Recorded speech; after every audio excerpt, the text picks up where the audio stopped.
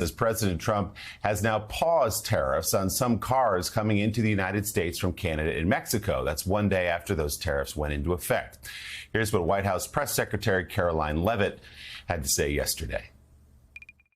We spoke with the big three auto dealers. We are going to give a 1-month exemption on any autos coming through USMCA. Reciprocal tariffs will still go into effect on April 2nd. But at the request of the companies associated with USMCA, the president is giving them an exemption for 1 month so they are not at an economic disadvantage. So the three companies that he spoke to are Stellantis, Ford, and General Motors. They requested the call, they made the ask, and the president is happy to do it. It's a 1-month exemption. So does he expect them to be able to shift production within a month? He told them that they should get on it, start investing, start moving, shift production here to the United States of America, where they will pay no tariff. That's the ultimate goal. Meanwhile, the president is reportedly considering exemptions for some agricultural goods. Politico reports the administration is discussing waiving the 25% duty on some products, including Canadian potash, a key ingredient in fertilizer. Republican lawmakers began lobbying for exemptions for that as well before the tariffs went into effect Tuesday, arguing that supply shortages or price spikes will further drive up food prices. Agriculture Secretary Brooke Rollins told Bloomberg News, quote, everything is on the table, and that specific exemptions and carve-outs are still to be determined. The Wall Street Journal editorial board is reacting to these developments with a new piece entitled The Trump Tariff Roller Coaster. It reads, quote, welcome to the Trump tariff thrill ride, where you never know what's going to happen. Mr. Trump originally justified the tariffs under an emergency law to combat the alleged threat of fentanyl. But he claimed Tuesday the tariffs are needed because we pay subsidies to Canada and Mexico of hundreds of billions of dollars and have very large deficits with both of them. That sounds like White House protectionist in chief, Peter Navarro. He and his boss love tariffs for their own sake. Meanwhile, the tariff barrage is causing economic uncertainty and slowing investment. A real thrill a minute. Steve Ratner, you were the car czar under President Obama. So if you could talk about what the uncertainty means for these industries, even beyond the car industry. Business, like all of us, has to always confront and deal with uncertainty. Uncertainty is simply part of life, and part of being a good executive is you make choices, you weigh the pros, the cons, the likelihoods, the unlikelihoods, and then you make a decision.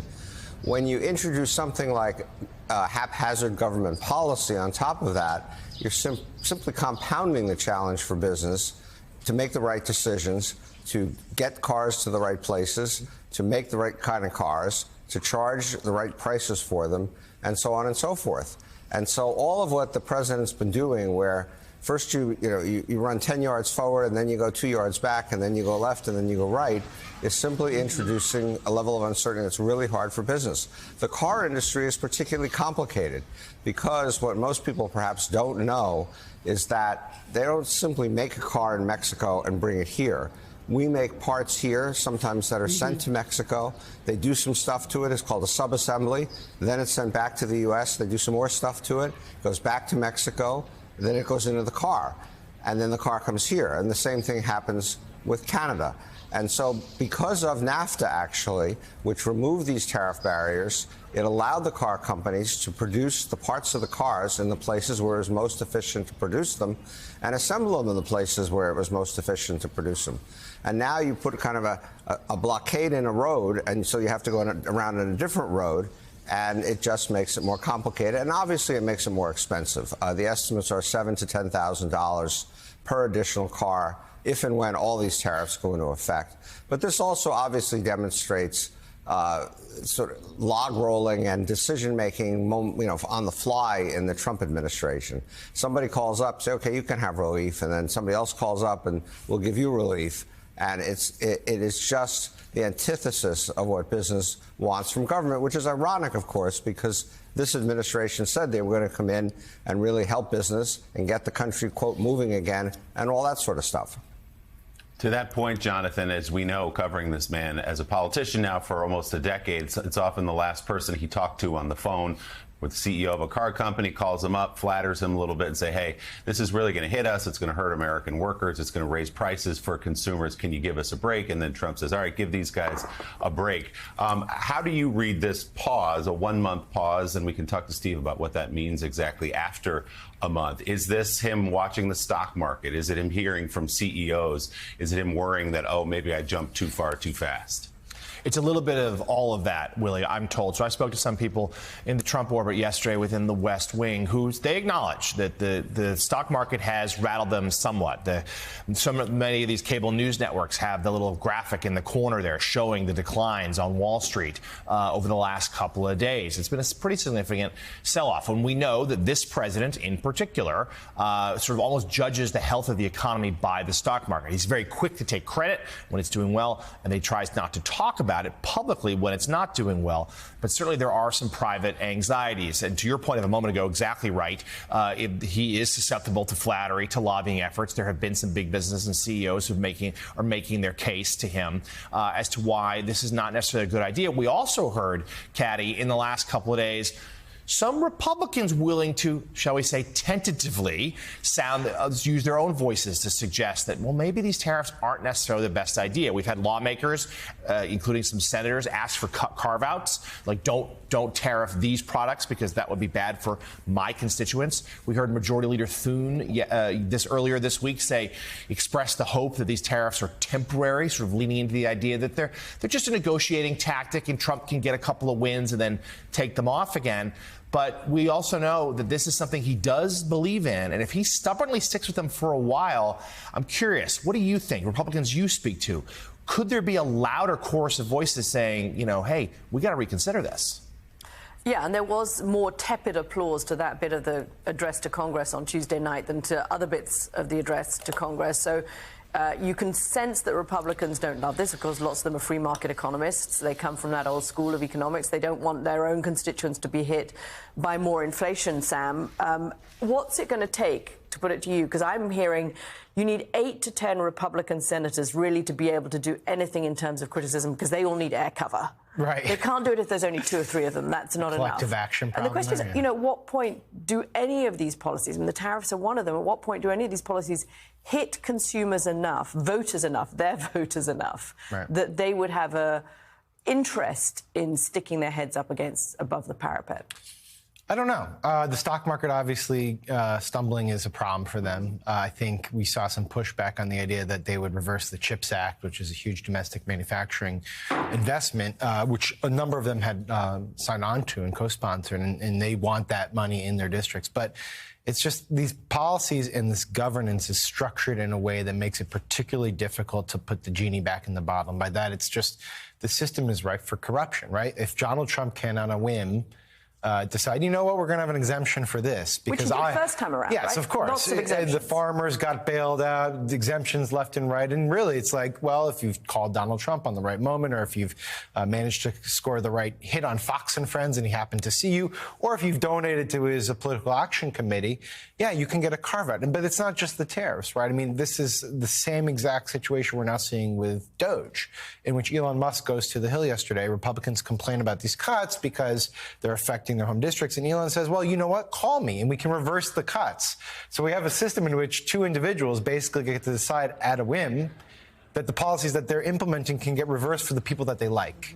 And it doesn't work holistically. So if you're a business that isn't in Trump's favor, if you're a Democratic congressman who doesn't have Elon Musk's cell phone, you're out of luck.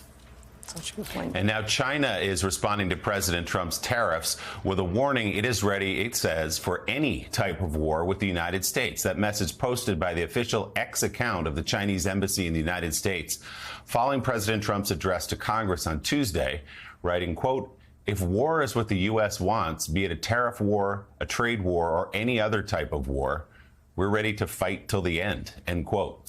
China announced retaliatory tariffs of up to 15% on U.S. farm products beginning on March 10th, after Trump levied an additional 10% tariffs on Chinese imports earlier this week. Defense Secretary Pete Hegseth reacted to China's warning during an interview with Fox News yesterday. Well, we're prepared. Those who long for peace must prepare for war. That's why we're rebuilding our military. That's why we're reestablishing deterrence and the warrior ethos, is because we live in a dangerous world with powerful ascendant countries with very different ideologies. China also is increasing defense spending by more than 7%. So, Steve Rattner, we can put the war talk, the actual fighting talk, to the side for just a second and focus on the trade piece of this, which is the retaliatory tariffs are also going to cripple American businesses. We heard from the Kentucky Bourbon Distillery Association yesterday as one example, saying we cannot afford as an industry to have these 25% tariffs coming back at us from Canada and from Mexico, where we sell so much of what we do. We're going to lose jobs. It's going to cost everyday hardworking Americans their livelihood. So what do you think is the impact of those retaliatory tariffs, be it China, Canada, or Mexico, in response to President Trump? It's quite significant, Willie. Look, it is something you do have to acknowledge that we don't sell as much stuff to them as they sell to us. So there's more things we can put tariffs on. We can put tariffs on than they can put tariffs on. But that said, there's plenty of damage they can do to us. Agriculture is a good example. I'll show you some charts in a little bit about how much soybeans and corn we export versus how much we import. And last time around, the Chinese did punish us pretty severely in terms of our agricultural exports. There's also things besides tariffs that they can do, the Chinese have been doing, in terms of restricting the ability of American companies to do business there, in terms of restricting other ways in which we make money off of China. There's plenty of things these countries can do, and what I've noticed, and what's been I think a little bit scary in a way, is that the Canadians, the Mexicans, and the Chinese are all basically saying, we're not going to take this lying down, and we're going to do whatever it takes to defend ourselves and our economies. And so this is bad. And look, we all trade when it occurs in a free and fair way, which it mostly did, contrary to what Donald Trump thinks, is a positive for all sides. We get less expensive goods, they get jobs for their people, and it all works well. And to go down this rabbit hole of deglobalization where everybody pulls back is enormously costly to our economy, and everybody's economy. It's going to raise prices significantly. It's going to cost us jobs in the end, and it's a bad state of affairs for the world. Yeah, and Canada has said, to your point, that they'll keep their tariffs in place as long as any U.S. tariffs are in effect, and President Trump threatening more retaliatory tariffs in the weeks ahead.